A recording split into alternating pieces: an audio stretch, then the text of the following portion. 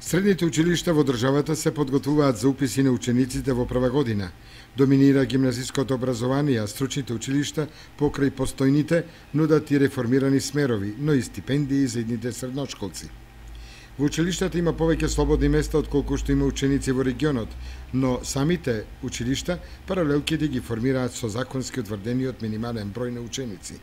Директорите на средните училишта реагираат на непочитувањето на уписната политика со бројот на поени на ученици.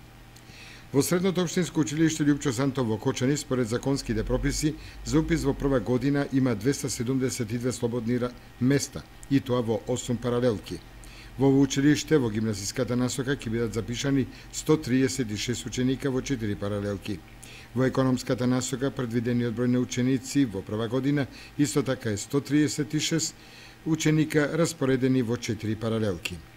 За упис во прва година во јуни ќе се користат два уписни рока со две пријавувања, и тоа: првиот уписен рок е на 22 и 23 јуни со соопштување на уписните резултати и слободните места на 24 јуни.